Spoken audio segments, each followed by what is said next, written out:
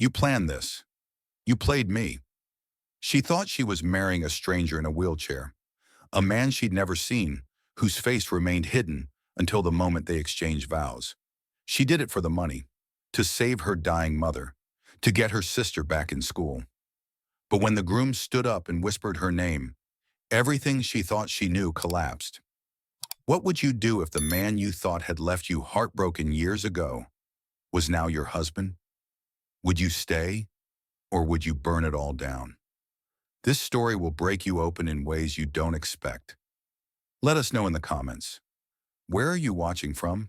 And don't forget to subscribe so you never miss our next story. You won't want to stop once this one begins. Atlanta's heat clung to the air like desperation. Sunlight bleached the cracked pavement outside the bus stop where Adana stood, her back straight despite the weight pulling at her shoulders. She clutched a worn folder to her chest. Inside it held her mother's medical estimate, her sister's expulsion letter, and a thin paycheck that couldn't save either of them. The hospital's red stamp burned through the paper. Urgent. Transplant required within 14 days. Her fingers tightened, nails digging into her palms. This wasn't just a deadline. It was a countdown to something irreversible. Sweat traced down her spine, but she didn't wipe it away. The heat was a distraction. The reality was colder. 2 hours later, the school bell screamed dismissal. Adana's voice cracked slightly as she said goodbye to her last student, forcing a smile that didn't quite reach her eyes. She erased the board quickly, methodically, her wrists moving with urgency, as if scrubbing the numbers harder might wipe out her thoughts. The classroom was a borrowed sanctuary, low pay, overworked, but quiet enough to think, until the phone rang. It was the administrator. Adana, we're so sorry. We have to let you go after this term. Budget cuts. You've been amazing, but we can't. Her throat closed. She didn't ask why. She already knew why. Public schools couldn't afford amazing anymore. They only kept necessary. By the time she got home, the mailbox was crammed with final notices. She didn't even read them. She stepped over the pile, dropped her bag by the couch, and walked straight to her mother's bedroom. Mrs. Ease's skin looked translucent under the glow of the oxygen machine. Her breathing was slow but steady. Not a sound escaped Adana's mouth, but something inside her splintered. She sat on the edge of the bed, brushing stray hairs from her mother's forehead. Her mind worked like a war room, mapping costs, timelines, failures. Insurance? Denied? Loan? Rejected? Crowdfunding? Tried? The money had come in slowly, pennies thrown at a burning building. She had reached the end of what dignity could offer. The next step wasn't just hard, it was unthinkable. Later that night, the apartment smelled like overcooked rice. Her younger sister Imani sat at the kitchen table, eyes red from crying. Her laptop was closed, untouched, like a relic from a life paused mid-sentence. They suspended me. Until we pay. I can't even access the course portal, she whispered. Adana poured herself a glass of water and sat across, voice steady. Then we find a way. She didn't say how. She couldn't. She watched her sister crumble, and for a moment wished someone would come rescue them. But no one ever had. No father, no uncles, no miracle donations. Just them, and now just her. The next morning, Adana walked into Zoe's office like a soldier summoned to war. Zoe was her college roommate, now a rising attorney with a polished office and an espresso machine worth more than Adana's monthly rent. Zoe's eyes immediately narrowed.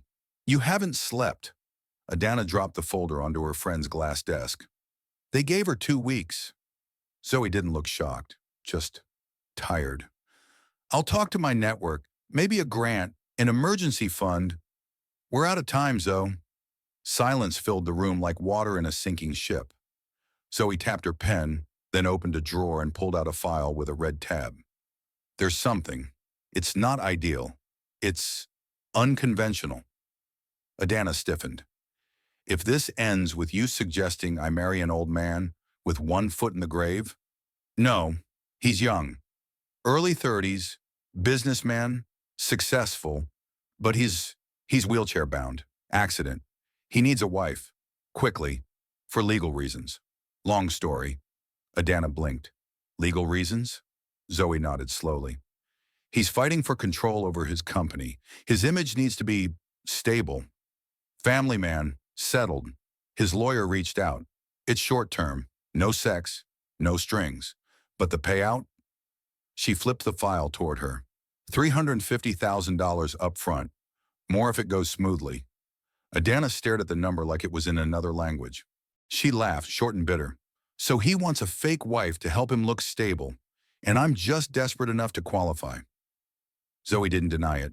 She only said, I wouldn't offer this to anyone else. Why me? Because you're smart, discreet, and because I know you'll read every word of that contract before you sign. Adana opened the file. Photos, medical records, and the proposed prenup. A man's name. JC. No full face, no voice, no direct contact. All coordinated through his legal team. That alone sent up red flags. Her instincts screamed this was dangerous. But her mind screamed louder. Her mother's heart, her sister's tuition, the rent that wouldn't pay itself. That night she barely slept. She paced the small living room, every creak of the wood beneath her feet echoing like a warning. The folder sat on the table like it was daring her to touch it again. She thought of all the times she said no to shortcuts, to easy outs, to men who dangled comfort like a leash. But this wasn't about comfort. This was war. And sometimes, survival made saints out of sinners. She sat down, picked up a pen, and underlined one clause. All personal identities will remain private until the marriage is legal. Her breath caught. No photo, no meeting, no name, just a contract and a gamble. The next morning she returned to Zoe with the signed agreement. Just don't make me wear a big stupid wedding dress, she muttered. Zoe exhaled, half relieved, half worried. You'll meet him at the courthouse. You'll be legally married in 15 minutes. The money will hit your account in less than an hour. Adana forced a smile. Fast cash, faster consequences.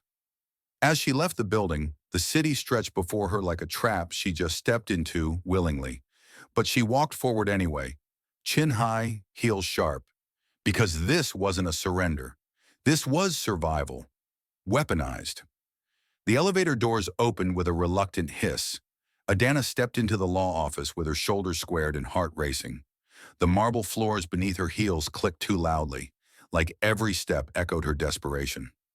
Zoe's receptionist gave her a quick nod, already expecting her, and waved her toward the frosted glass door at the end of the hall. She didn't knock. She didn't need to. Zoe looked up the moment she entered, and the concern in her eyes made Adana feel small, brittle, like one wrong word could shatter her. Sit, Zoe said gently, motioning to the leather chair across from her. Her desk was cluttered with open folders, but one in the center bore a red tab, the same one from yesterday. Adana didn't sit. She crossed her arms instead, eyes locked on that folder. Zoe sighed, then reached for it. I didn't expect you back so soon. I didn't expect to still have nothing. Her voice came out sharp, tired, unforgiving. Just tell me what the hell this is. Zoe opened the file slowly, like she knew once it was out, there'd be no way to put it back. His name isn't listed, not fully, just initials. JC. His team contacted me discreetly. He's wheelchair-bound after a major accident last year. Temporarily, they say. He's rebuilding his image, trying to keep control of his company while board members circle like sharks. Adana narrowed her eyes. And I'm supposed to help him. How? Zoe slid the papers across the desk. By marrying him, on paper. Quick, quiet, clean. It's for appearances. Investors want stability. A family man seems more dependable than a bachelor in a chair. Adana didn't touch the documents. Her skin prickled with cold. So I pretend to love a man I've never met, walk into a courthouse, sign my name next to his, and smile pretty for cameras? Zoe nodded once. Yes, but there's more. He won't meet you beforehand. His identity remains sealed until the day of the wedding. It's a condition. For your safety, he says. Adana laughed, a dry sound with no humor. My safety? That's rich. Zoe's expression darkened. He's powerful, Adana. Wealthy.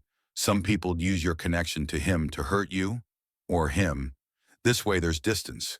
She shook her head, pacing now. Her hands moved restlessly, grabbing nothing, grasping for logic. This is insane. It's $350,000. Zoe's voice was like a scalpel, precise, cutting through the noise. Up front, enough for your mother's surgery, for Imani's tuition, for rent, for survival. This is the offer. There is no counter. The room felt smaller, the air heavier. Adana sat slowly, her body folding like paper.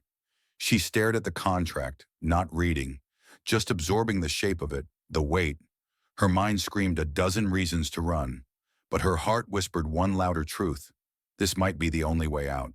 If I do this, she said slowly, I want control of the prenup, my lawyer, my terms. Zoe nodded. Already expected that. I've arranged everything. You're not walking into this blind. Adana looked up. And if I say no? Zoe didn't blink. Then you keep fighting, keep sinking, until something breaks. And Adana, I love you, but something is already breaking. The silence that followed wasn't empty. It was loaded, like the moment before a gunshot. Adana left the office with the folder clutched tight. Outside, the city screamed around her.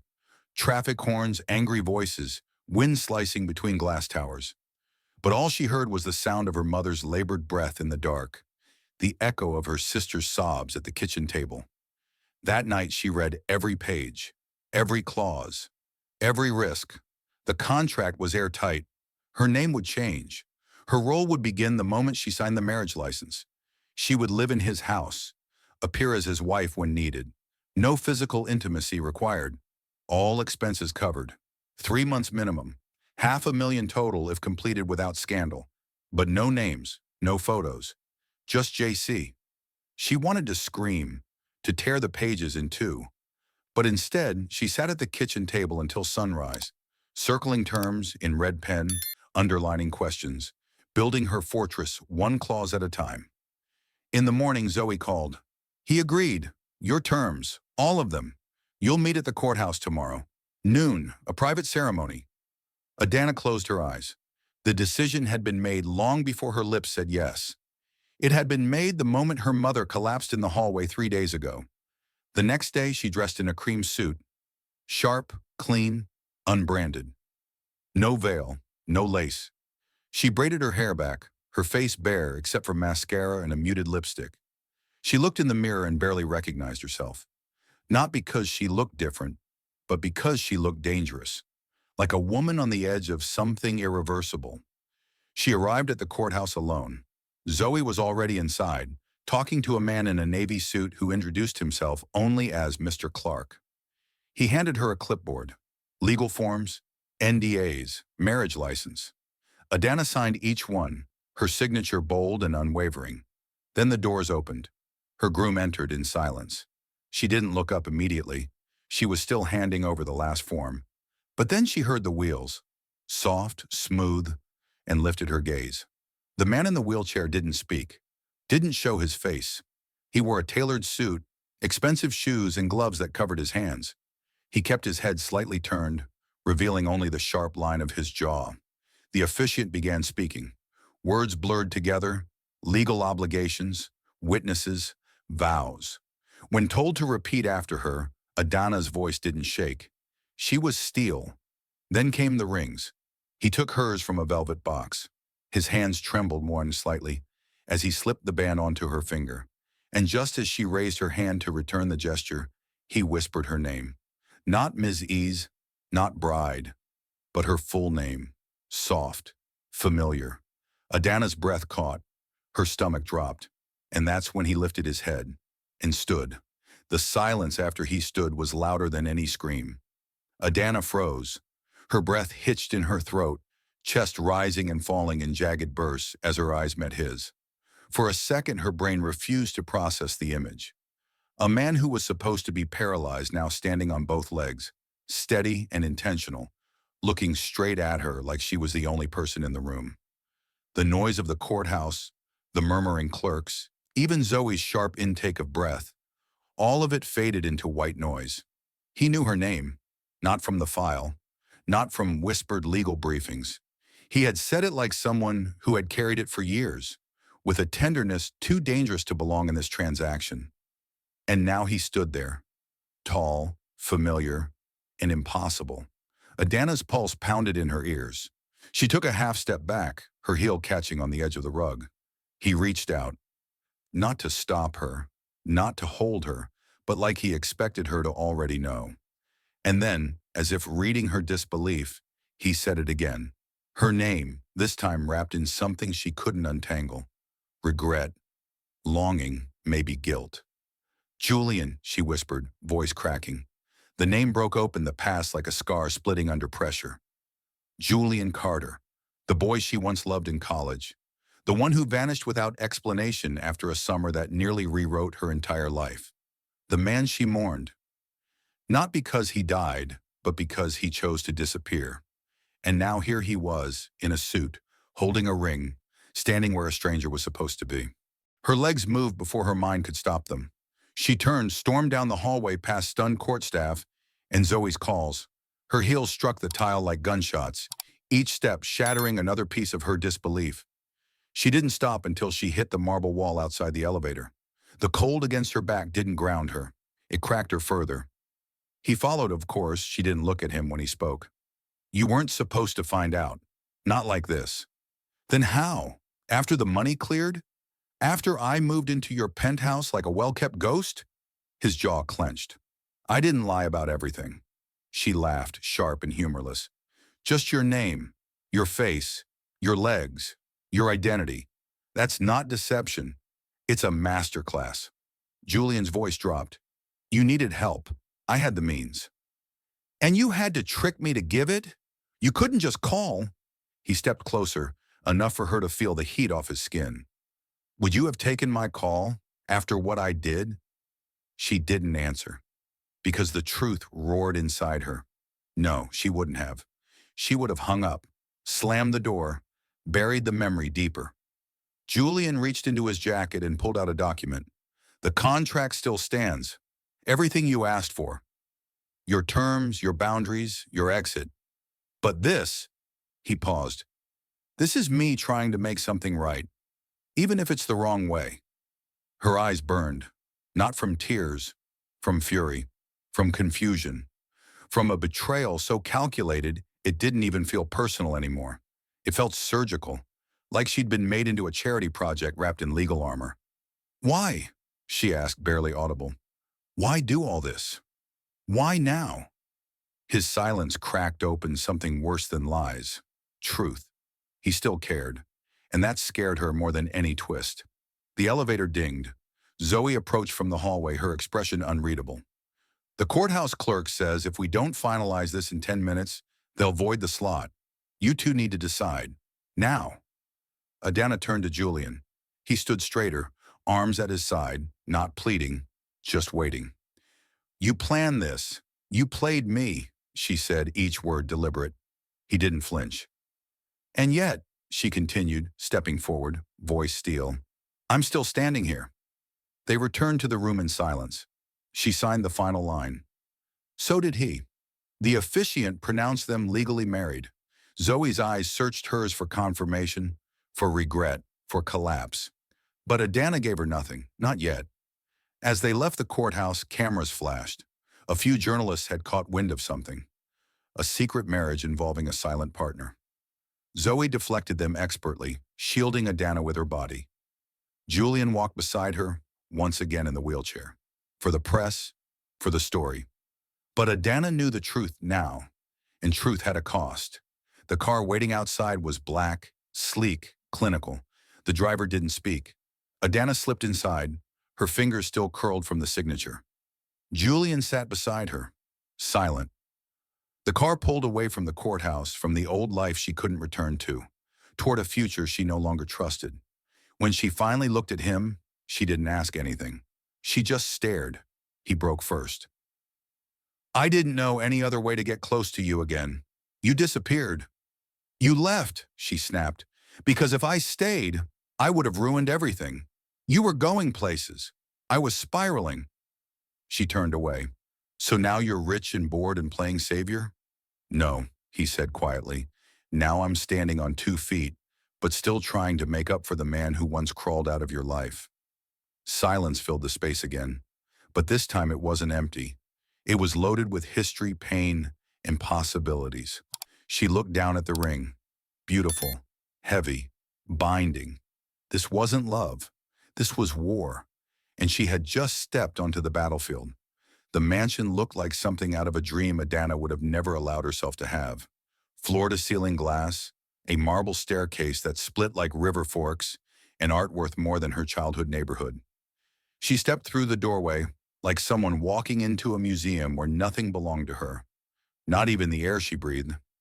Julian walked 2 steps ahead, silent, his hand occasionally brushing the smooth rail, as if to remind her that he could still walk, that the lie was now a ghost trailing behind him in every room. A maid greeted them at the entrance. Julian nodded but didn't speak. He motioned toward a room on the left. "You'll be staying here. It's yours. No one enters without your say." Adana scanned the space. White walls, pristine bed, a sitting area with untouched books and a fireplace that hadn't been used. Everything looked perfect, sterile, soulless. It was staged for someone else's life. She didn't sit, she didn't speak, she waited. Because if he wanted to control the space, she'd control the silence. "There's food in the kitchen," Julian said. "Or you can text the housekeeper." She finally turned. "Still giving orders, I see." He exhaled, tired already.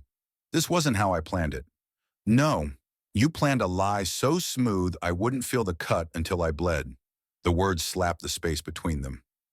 Julian didn't respond. Instead, he left. That night, the silence in the mansion screamed. Adana lay on the untouched bed, staring at the ceiling. She didn't cry. Crying was a luxury she hadn't been able to afford in months. Instead, she replayed every second since the courthouse. His voice, the way he stood, the look in his eyes when she said his name. Julian Carter wasn't just a ghost from the past. He was the one man who had seen all of her and still left. The next morning, she wandered through the house. Everything was modern, sharp, impersonal, clean lines, expensive silence. She found the kitchen and made coffee, mostly to hear something boiling. That's when she noticed it. A door slightly ajar at the end of the hallway. Curiosity pulled her closer. Inside was an office, and on the wall, a collection of photographs. Her photographs. College photos. A flyer from the poetry night where she performed. A blurry picture of her laughing outside a diner. Clippings, online articles, fundraiser pages for her mother, her sister's name. Notes written in Julian's handwriting. Dates, connections, timelines. Her knees nearly buckled. She backed out of the room like it was on fire. She wanted to scream, to destroy something. He had been watching, following, tracking her life like a project, like a mission, like an obsession. The door slammed behind her just as Julian appeared at the top of the stairs. "You've been spying on me?" His expression shifted. Not shocked, not guilt, just tired acceptance. "I kept tabs, that's all. You built a damn archive of my life. That's not a concern. That's control. You were in pain. I wanted to help. I didn't know how to ask. So you turned me into a case study?" Julian walked down slowly, voice low. "I left you because I was a mess. I watched from a distance because it was the only way I knew how to stay connected without poisoning your life again." "You don't get to decide what poisons me," she snapped. "You don't get to play savior after disappearing." "I was broken, Adana. I couldn't give you anything then, and I didn't want you to watch me fall. So instead, you made me bury a love I never got to grieve. You left me wondering if I was never enough. And now you show up with money and secrets and think I'll just thank you for it?" He stepped closer, but this time, she didn't back away. "I didn't come back for thank," he said. "I came back to make it right. Even if that means failing in front of you. Again." The anger didn't vanish, but something shifted. The tension stopped being sharp and started becoming something heavier. A weight neither of them could carry alone. Later that night, Zoe called. She had seen an article online. The wedding had leaked. Headlines screamed, "Mysterious heiress marries tech CEO in secret ceremony." The comments were brutal. Accusations of gold digging, conspiracy, drama. Adana didn't flinch. She had survived worse words from people who knew her name. but she did walk into Julian's office. She didn't knock. The media's crawling. How long until your board turns this into a scandal? Julian didn't look up. They won't. Most of them know. The marriage was strategic. They helped push it. Adana felt sick. So I was never just your idea. I was a vote. You were my choice. The vote came after. What happens when they stop needing me? When I'm no longer useful? He stood. Then you walk, and you take everything that's yours, including the damn truth. She stared at him. For the first time she saw it. Not just the man who left, but the boy who loved her once. The one who had dreams bigger than his fear. And now the man who had built an empire but still stood in the shadow of her anger. You want the truth? She said, voice quieter now. You hurt me. Deep. And this marriage doesn't fix that. The money doesn't fix that. But I'm still here. Because somewhere deep down, I want to believe you meant well. Even if you went about it all wrong. Julian nodded. Then let's build from there. Even if it's ugly. Even if it breaks. She didn't agree. She didn't promise. But she didn't leave either. For now that was enough. The mornings were the worst. Julian was always gone before she woke. The bed in the guest wing stayed untouched except for her side, its perfect folds making her feel like a ghost sleeping in a showroom. The silence had grown teeth, biting, unforgiving, stretching through each hallway like a warning. And in the corners of the house, Adana could feel the weight of secrets pressing against the marble walls. Nothing about their marriage felt real, not the ring on her finger, not the mansion, and certainly not the man who moved through rooms like a shadow, avoiding her light. Julian had built an empire from silence, and now he wielded it like armor. They didn't speak unless necessary. When they did, the words came sharp, like knives scraping bone. Adana, for all her strength, refused to let him see the cracks forming in her resolve. This wasn't a honeymoon. It was war with no guns, just locked doors and buried landmines of memory. But the world didn't care. The media fed on speculation, and cameras camped outside their gates like vultures circling decay. Julian told her to ignore it, but Adana knew better. Public image was currency, and in this cold marriage, she was the newest asset being appraised. On the third Thursday, during a brunch Julian had skipped again, she met her, Serena Langford. She arrived unannounced, clicking across the marble like she owned it. All designer labels and glassy confidence. Serena had cheekbones sharp enough to cut through tension and lips permanently poised for performance. She extended her hand with a smile too white to be real. You must be the wife, she said, tone syrupy. How unexpected. Adana didn't take her hand. You are? Serena, Julian's, well, let's just say we go way back. The implication hung in the air like poison. Serena didn't sit until she invited herself into a chair across from Adana's coffee. She crossed her legs slowly, theatrically, as if she was preparing for a show. And Adana was the unwitting audience. Julian used to mention you, Serena added, stirring her untouched tea, back when he still talked about mistakes. Adana leaned in, her smile all teeth. Tell me, Serena, are you here for Julian or relevance? That wiped the grin. Serena stood, smoothed her skirt, and dropped her final card like a dagger. You may have the ring, darling, but we both know who knows him better. Julian returned hours later, shoulders tense, eyes dark. Adana didn't wait for him to speak. Why is your ex treating my home like her stage? He blinked. Serena was here? She walked in like she belonged, said things like a woman who still thinks she does.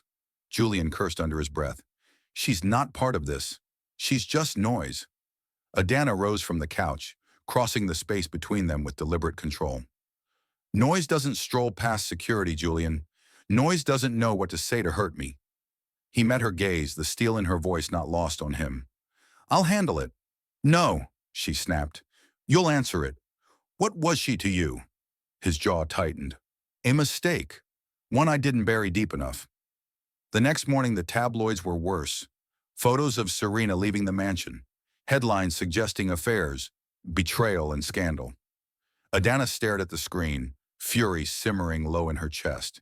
The media painted her as a trophy and Serena as the rightful queen. Zoe called within minutes. You need to get ahead of this. Control the narrative. I'm not playing PR games, Zoe. Then you'll lose the game before it starts. The media isn't fair. It's brutal. Make them see your strength. Adana closed the laptop and stood. She walked to the wardrobe, pulled out a sleek, tailored dress the color of blood, and changed. Her hair went up in braids, crown-like, and her lips wore defiance like armor. That afternoon, she walked past the cameras and into Julian's office mid-meeting. His board members looked up, startled. Julian rose instinctively. Adana didn't flinch. I assume you've all read the news. So let's be clear. I'm not just a face in a headline or a name in a contract. I am here. I am not a mistake. And if anyone in this room doubts that, they can watch me prove it. Julian's gaze flickered with something between awe and panic. When the room emptied, he approached slowly. That was a bold move. I'm done being a shadow in my own life, she said. If I'm in this marriage, even if it started as a transaction, I won't be treated like a footnote. Julian nodded slowly. Then let's rewrite the script. But Adana wasn't doing it for him. She was doing it for herself. That night she received a text. Unknown number. No words, just a photo. Her, Julian, from 2 years ago. A moment she never remembered posing for. And in the corner, a reflection. Serena holding the phone. The past wasn't done. And now it had teeth. The sky cracked with thunder as if the city itself was bracing for impact. By the time Adana reached the rooftop lounge of the hotel, the rain hadn't started yet, but the air was swollen with the promise of collapse. She stood still, phone in hand, reading the headline that had just detonated across the digital world. Julian Carter's wife linked to charity fraud, secret past uncovered. Her name, her face, her truth, twisted. The article was a massacre. Fabricated emails, doctored receipts, manipulated screenshots. Someone had gone to war with precision. It wasn't just an attack, it was a public execution. The write-up positioned her as a con artist who had seduced a tech billionaire and used charitable causes as her playground. It claimed her marriage was a cover-up. It hinted she'd destroyed others before. Every sentence bled poison. The image attached was the final knife. Adana caught mid-laugh beside her mother's hospital bed, the time-stamp doctored to make it seem like she had faked the illness. Her hands trembled, not with shame, with fury, because this wasn't just a lie. This was planned, coordinated, and powerful enough to break her in every place she had rebuilt. Julian burst through the lounge doors like he had run every floor. His face was pale, eyes wide with disbelief and panic. You saw it. She didn't look at him. Of course I did. I was the headline. He approached slowly, as if she were glass balanced on the edge. We'll fight it. I have lawyers. You have secrets. And those secrets brought this here. He paused. There was no defense. Only guilt was bleeding through his silence. Because she knew the attack had come from the same place everything else had. The Langfords. Adana walked past him to the glass railing, eyes fixed on the city below. They're not just trying to ruin me. They want to erase me. Julian's voice dropped. Sam wants to kill what I've built, and he knows you're the one thing I'll burn everything down to protect. She turned then, fully facing him. You should have burned it sooner. The storm broke. Rain crashed over the city in sheets as the fallout bled beyond screens. Within hours, investors began withdrawing. News anchors dug deeper. Former associates gave quotes. Julian's empire trembled. And through it all, Adana sat in a hotel room surrounded by silence, counting betrayals like beads on a broken necklace. Zoe called, voice sharp. This is war. I've never seen a smear campaign move this fast. Because it's not about me, Adana answered. It's about control. Julian disobeyed, and I'm the punishment. You need to speak out. No, I need to strike. She changed tactics. Instead of waiting for Julian to fix it, she reached out to her network, journalists she once trusted, a lawyer from a community justice group she worked with in college, friends who still believed her heart was clean, even if her name was now dirtied. They started digging, and what surfaced was darker than scandal. It was conspiracy. The fabricated evidence had roots in a shell company tied to Samuel Langford, several aliases, money trails, a former PR fixer turned whistleblower who admitted to scrubbing stories on demand. Adana's past hadn't been erased. It had been rewritten. When she confronted Julian with the proof, he didn't speak. He simply sat, head in hands, while her words cut through the silence like lightning. You thought marrying me would redeem you. Instead, it made you a target. And you let them aim at me first. His voice cracked. I didn't know how deep it went. I thought I could protect you. But you didn't. You stood in front of me while they loaded the gun. That's not protection. That's betrayal dressed in guilt. Julian stood, anger simmering. You think this is what I wanted? You think I built a life just to see it burn? No, she said, stepping forward. You built a throne, and now you're shocked the crown cuts. The next morning, she released a statement, a video. Her voice is calm. Her truth is sharp. She didn't deny pain. She didn't excuse the cracks in her story. She owned her mistakes. But she exposed the manipulation, named the power players, and opened the door for investigations. And the world listened. Because Adana didn't cry. She didn't beg. She declared. Within hours, the tide shifted. Hashtags changed tone. Journalists pivoted. Anonymous insiders leaked more evidence. And Julian's board turned on the Langfords. Legal teams mobilized. And for the first time in weeks, the fire began to burn in the right direction. But not before the damage. Julian's company lost two major partners. Adana's charity accounts were frozen pending audit. Their marriage, if it had ever truly been one, now stood in the rubble of public scrutiny. They lived in the same house but walked past each other like ghosts. Even when they were in the same room, their silences no longer touched. They had become echoes, haunting a promise never fulfilled. One evening, as the sun bled over the skyline, Julian approached her. I'm selling the company. She looked up, startled. Why? Because it was built on shadows and I'm done living in them. Adana studied him. For once, he didn't look like a titan. He looked like a man finally walking away from his chains. I don't know what comes next, and he said, but I want you to be free. Not protected, not owned, free. She nodded, not in forgiveness, but in understanding. Because sometimes the only way out of a fire is to let it consume everything. And hope what rises from the ash is finally real. Adana stood in front of the mirror, breath steady, eyes cold. The room around her felt still, too still, like the calm before something irreversible. Her reflection no longer flinched. Gone was the woman who had once hesitated under betrayal. Now her gaze held purpose, sharpened by weeks of chaos. She wore black, not for mourning, but for war. Her fingers lingered on the folder in her hand. Evidence, names, dates, the arsenal she had built quietly, methodically, while the world watched her bleed. The meeting was scheduled at Langford Holdings, a tower of glass and steel in Midtown, polished like the lies it housed.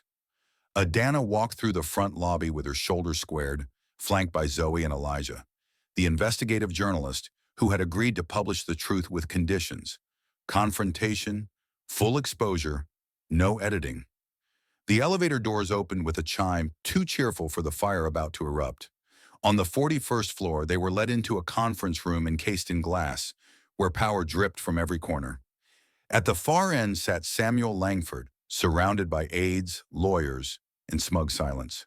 His smile was subtle, surgical. He didn't rise. Mrs. Carter, he said, folding his hands. Or should I say, Miss Ease. Quite the rebranding. Adana didn't sit. She placed the folder on the table, its contents spilling slightly, enough to show there was weight behind her presence. I came to give you a choice, but let's not pretend this is a negotiation. Samuel chuckled, gesturing to the seat across from him. You've always had flair, but I'm curious, what exactly do you think you've come to stop? Zoe's voice cut clean. Her life being stolen. Her narrative was weaponized. Your entire campaign of manufactured destruction, we trace the shell companies. We trace the offshore accounts. We have a whistleblower on record. And we have a timeline. Samuel leaned back. And you think publishing that makes a difference? I can scrub stories faster than you can write them. Adana stepped forward, eyes burning. This isn't about stories. It's about exposure. You built your empire on silence. I'm here to break it. Elijah set down a small device, a recorder, blinking red. We're live.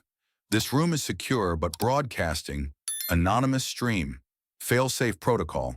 Anything happens to any of us, this goes global. Samuel's smirk cracked.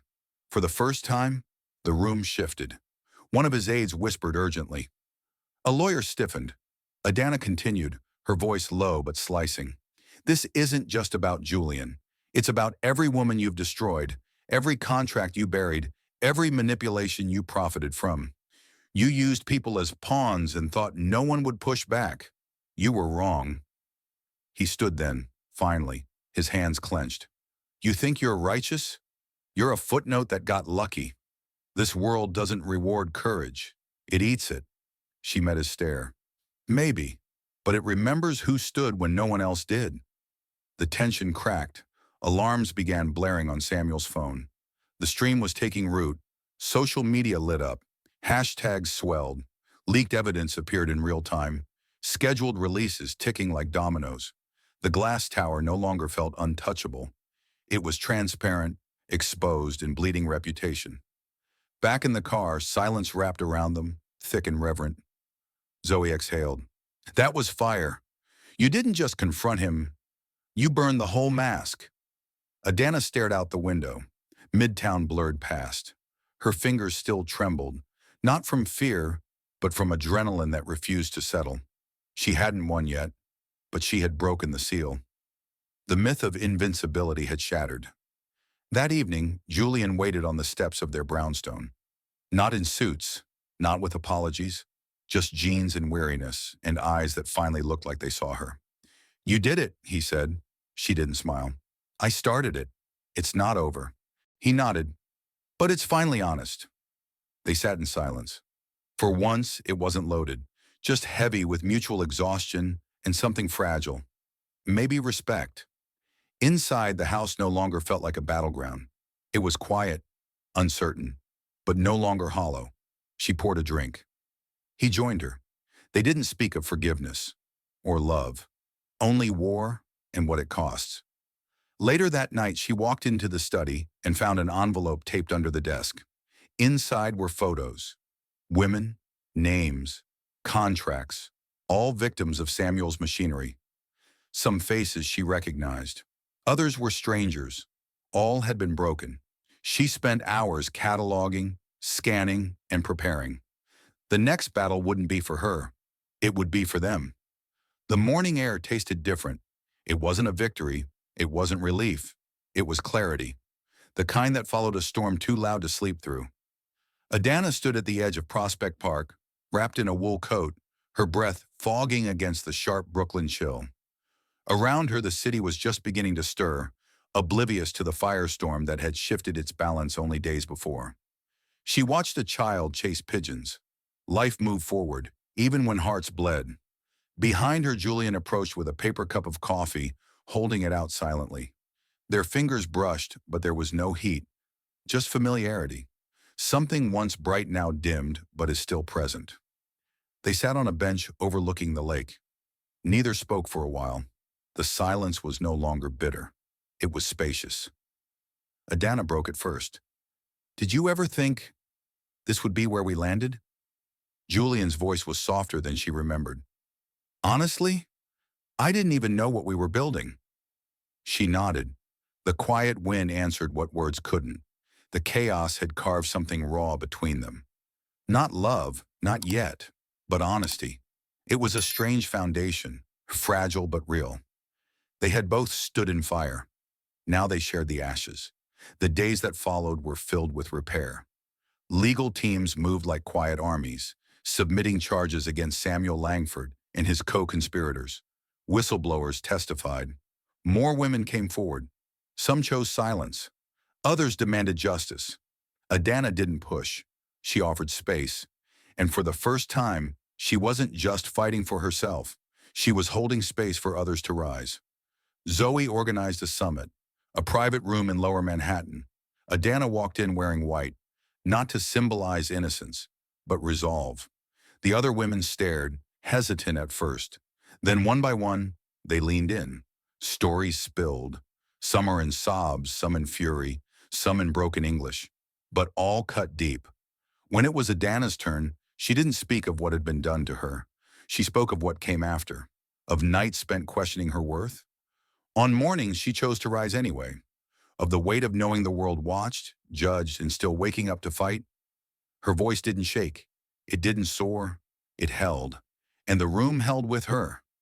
That night, Julian waited outside. She sat in the car beside him, exhausted. "You were right," he said. She didn't ask about what. "I thought power was protection, but it was always a cage. You were the only real thing in a world full of mirrors." Adana looked at him. Really looked. Not as the man who betrayed her, not as the billionaire, but as a survivor in his own right. Flawed, shattered, trying. "Then stop hiding behind glass," she said. "Build something that breathes. And don't build it for me." "I won't." They drove in silence again. But now it felt like movement. Not escape. Transition. At home she entered her studio, a space untouched since the scandal. Dust danced in the light, slicing through curtains. She sat at her desk, opened her sketch pad, and for the first time in months, drew. Not to prove anything, just to feel. The lines were shaky, then stronger. Images of women, powerful, broken, rebuilding, emerged under her pencil. Her art, once used against her, now became a weapon and balm. She posted one drawing online with no caption. By morning it had gone viral, not because it was beautiful, because it was true. Op-eds followed, podcasts, campaigns. People started seeing the story beneath the scandal. She was no longer a character in Julian Carter's drama. She was Adana Ease, and her voice echoed louder than the empire that tried to erase it. One afternoon, a letter arrived, handwritten, from Samuel. Inside, no apology, only justification. Pages of narcissistic rationale. She didn't finish it. She didn't burn it either. She placed it in a drawer. A reminder. Not all wounds need tending. Some needed to be left alone. Weeks passed. Seasons began to shift. The city bloomed around scars. So did she. Julian sold his company, not in scandal, in surrender. He kept a portion, turned the rest into a foundation. No grand announcement, just change. Subtle, intentional. She watched from a distance, cheered privately, but didn't reach out. They met again months later at an art gallery in Harlem. Her work, bold, fierce, lined the walls. He stood before one piece, a woman alone in a storm, not shielding herself, but walking through it. When he turned, their eyes met. "You okay?" he asked. "I'm whole," she said. And for the first time, she meant it. The sun broke through the clouds as if it, too, had been waiting for this moment. Adana stood on the rooftop of the new Women's Center in Crown Heights, a space she had poured every ounce of herself into, not as a monument to pain, but as a home for power reborn. Below, the city throbbed with life. Around her, laughter echoed from the open courtyard. Art lined the walls. Voices overlapped in shared language. It wasn't just a building, it was testimony. She walked along the terrace, each step light but rooted. Her body no longer carried the tightness of vigilance. She wasn't on edge. She wasn't in hiding. She was here, whole. And the world hadn't broken her. It had refined her. Inside the gallery room, a new exhibition was being installed. Not hers alone, but collaborations with women who had once been statistics. Now they were storytellers, survivors with names, colors, and brushstrokes fierce enough to tear silence apart. Zoe approached with a stack of folders, her tone brisk but eyes shining. "Another sponsor, 2 more schools signed on for the youth program, and PBS wants to run a special." Adana grinned. "We say yes, but on our terms. Always." They bumped fists, no ceremony, just trust. Later that afternoon, she met Julian at a quiet cafe tucked between brick buildings that smelled of memory. He looked lighter, not in appearance but in presence. He didn't carry the weight of the empire anymore. He had traded control for clarity. She noticed the calluses on his hands, the simple watch, and the gentle way he asked how her day was. They didn't talk about the past, not directly. There was no need to relive what had already reshaped them. Instead, they spoke of growth, of community gardens and prison reform, of art therapy and startup grants for young women. They weren't lovers trying to rebuild. They were people who had healed enough to care again. I was thinking, he said, stirring his coffee, about hosting a scholarship fund in your mother's name. Adana paused. Emotion pinched her throat. She'd like that. She believed education was the sharpest weapon. She was right. They left it there. No promises, just a shared reverence for those who came before. That evening, back at the center, Adana walked the halls alone. Each room held echoes of pain transformed. A girl is reading aloud from a journal in the corner. A mother painting beside her son. A grandmother teaching others how to plant herbs for healing. This was what victory looked like. Not loud, not dramatic, but consistent. She entered the meditation room, sat cross-legged on the floor, and closed her eyes. The hum of the city melted into breath. For the first time in a long time, her mind didn't race ahead. It rested. She remembered everything. The lies, the betrayal, the courtroom glares, the threats. And yet, it didn't consume her. Memory became fuel, not fire. When she opened her eyes, a note lay beside her. Slipped in silently. She recognized the handwriting. Serena. I left him. I left everything. You gave me courage I never knew I had. I'm starting over. Thank you. S. Adana pressed the note to her chest. Serena had been in the shadows too long. For her to reclaim herself meant the chain had broken further.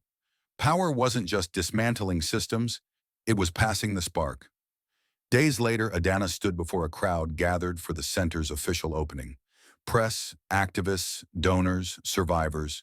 Her dress was crimson, bold, unyielding. She didn't read from a script. She looked them in the eyes. Years ago, I married a stranger to save my family. I lost myself in that choice. Then I found pieces I never knew I had. What you see around you isn't just architecture, it's resurrection. It's what happens when we stop waiting to be saved and save each other instead. Thunderous applause, tears, smiles, hope thick in the air. As cameras flashed, she didn't pose. She stood, and in that stillness, there was more power than any scream. Back inside, a little girl tugged her sleeve. Are you the woman from the story? Adana crouched, met her eyes. Which one? The one who didn't run. She smiled. Yes, but I walked, every day, even when it hurt. The girl nodded solemnly. I want to walk too. You already are. Thank you for staying with us until the very end of Adana's journey. Her story reminds us that even in the darkest moments, healing and strength are possible. We'd love to hear what part of this story touched you the most. Share your thoughts in the comments below. If you found meaning in this story, don't forget to like, subscribe, and share it with someone who might need to hear it today. Until next time, stay strong, stay true, and keep walking forward.